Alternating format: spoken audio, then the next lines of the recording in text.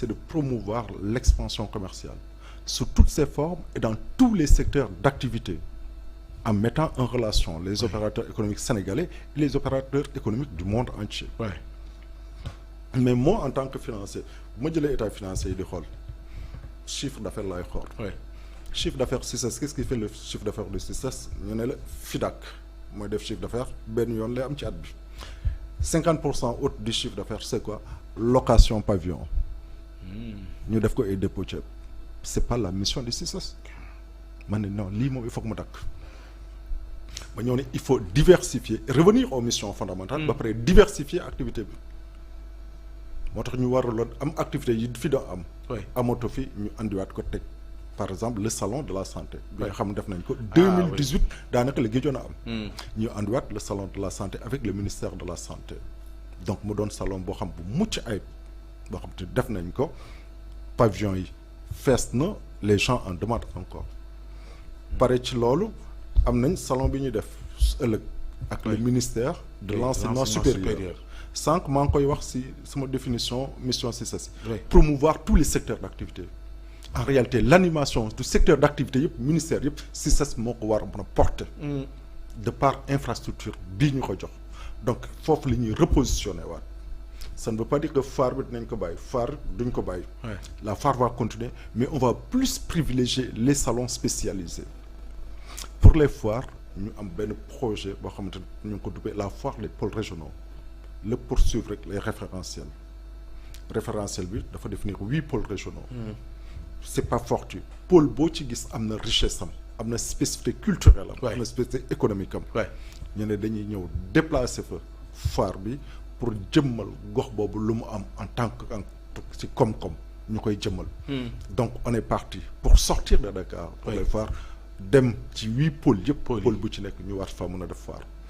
pour revenir au bilan de la FIDAC. le bilan organisé nañ FIDAC.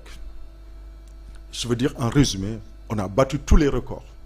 parce que quand on dalee organiser année yii passé yëpp on a battu tous les records. en termes d'espace vendu l'année dernière je prends un exemple on était sur 17 000 mètres carrés cette année on était sur 19 000 mètres carrés. en termes d'entrée l'année dernière c'était 200 000 c'était même pas 200 000 mais loolu lañ def seen bilan cette année-ci on était plus de 225 000 entrées yoo xam ne ce sont des tickets vendus yu ñu dugal ñu gis bokkut ak ñi yor macaron bokkut ak ñeneen ñi bokkut ak ñeneen. en termes de chiffre d'affaires réalisé mon directeur financier il va faire 26 ans cette année ce qu'on a fait en termes de résultats bi mu fa nekk ba léegi nee na mësut a gis résultat booy ni mel bi ñuy ñëw. on était déficitaire daaw moins 120 000 de pertes cette année-ci on a eu un résultat bénéficiaire. Donc, encore une fois on est sur la bonne voie duñ ko bàkkoo duñ ko ndamoo. dañuy continuer pour liggéey moo ñu fandi liggéeyal sénégalais moo ñu fandi. mais encore tout le personnel. booy liggéey ndool ñoom ñuy liggéey. ñooy sa njaboot. am na ñu fa daan liggéey nekkatuñ fa. kenn ci ñoom Badara Gadiaga la tudd. nga yëkkati ab plainte jëmale ko ci moom ngir lañ wax ni justice moo àtte woon ci mbirum faux usage de faux ca la mu woote woon ni am na ko amu ko boobu plainte moom fan la mujj. waaw naa nag yaa ngi génn sujet bi salon de l'orientation ba ñu fi andi woon mais puisque damay wax CICES wax si njaboot yi du ma ci mën a sori nag nga baal ma. waaw mais li may mënti wax rek du justice c'est la Cour des comptes qui a fait un rapport. Cour des comptes dafa ñëw def rapport sur des exercices c'était 2011 ba 2015. c'est ça mais Cour des comptes bu defee rapport ba pare day def lu ñuy tuddee recommandation. donc ci recommandation yooyu daam recommandation yoo xam ne da koy jagleel justice am recommandation yoo xam ne da koy jagleel le directeur général même du CICES mais justice il faut ouvrir une information judiciaire sur telle personne. mu ne directeur général porte plainte sur telle personne lii le Cour des comptes wax directeur général il y avait 30 recommandations moo amoon ci rapport boobu malheureusement man bi may ñëw les recommandations n'étaient pas suivies recommandations yooyu c'était un cas spécifique parmi tant d'autres cas. Oui. Dans la gestion, dans les finances, dans la trésorerie, dans les procédures yooyu yëpp aussi nekk da ci am recommandation. li ñuy réeree mbir mooy. Cour des comptes day def lu ñu duppee suivi des recommandations xam nga mën na koo def 2017. on toog ba 2020. oui délai de prescription. mu ñëwaat ci yow ne la recommandation yooyu ma la digaloon 2017 fan nga ci toll. nga tontu ko boo ko tontee ba pare day ñëwaat ak beneen rapport bu tudd rapport de suivi des recommandations donc audit boobu ñu defoon depuis 2017 ça se poursuit moo ngi poursuit ba 2023 bii le Cour des comptes bindaat CICES ne ko fan nga toll ci recommandation yi ma la digaloon. 2023 bii. kon da nga bëgg wax ni ñi doon théoriser. non xam nga yooyu prescription yooyu yëpp.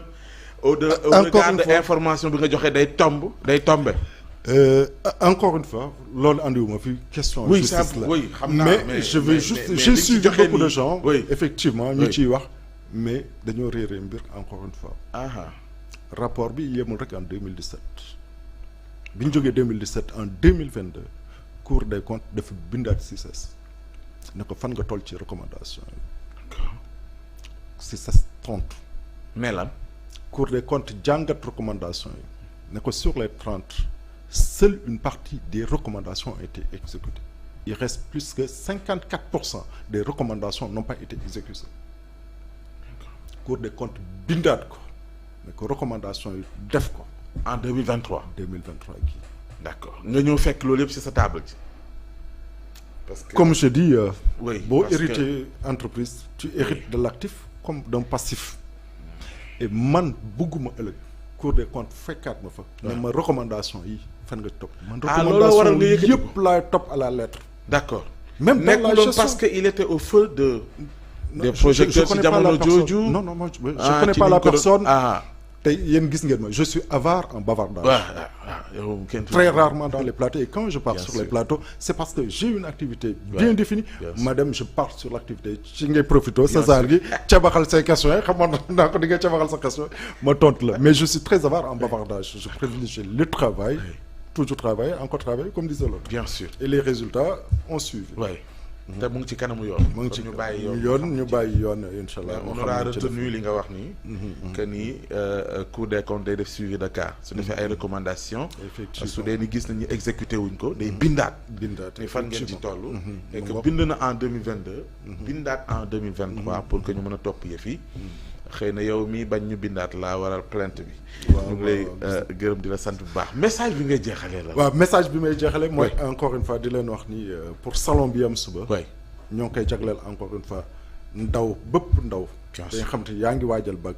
yaa ngi bëgg étude supérieure nga ñëw fa di wax ni l'entrée elle est libre elle est gratuite. bien sûr di wax ni encore une fois. pour ñiy jàng waaw l'entrée elle est libre pour tout le monde l'entrée elle est libre elle est gratuite donc ñoo ngi ci woo xale yëpp ñoo ngi ci woo parents yi surtout ñu ñëw gunge seen doom accompagner sur le choix des filières parce que c'est très important parce que xale yu bëri seen ëllëg yàqu na parce que ils ont fait un mauvais choix ils n'ont pas fait te Dakar Dem Dikk bi war a def partout Dakar Dem Dikk fii sur le territoire wala Dakar gi et sur le territoire national également dañ dem convoyer xale yi andi leen gratuitement également donc encore une fois di ci gërëm di sant ministère de l'enseignement supérieur nga xamante ni moo ci lëkkaloog CICES pour mën a def salon bi jagleel ko suñu ndaw yi. bien sûr docteur Abdourahmane Diouf. di ministre bi ko jiite. ñu koy ziar bu baax moom ak équipe bi muy liggéeyal en tout cas merci beaucoup. Justin Correa ça a été un réel plaisir.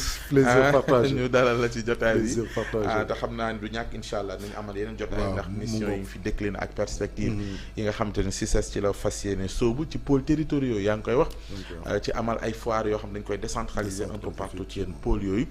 mën a nag wane la nga xamante ne mooy spécificité zone yooyu. ànd ci acteurs yi nga xamante ne ñoo nekk au niveau local dina ci baax bañ a rek concentré yëpp ci Dakar. bien que waaw mooy capitale bien il faut le reconnaître. ñu lay gërëm di la sant bu baax. ak équipe bi ngay liggéeyal ñoom aussi ñu ngi leen di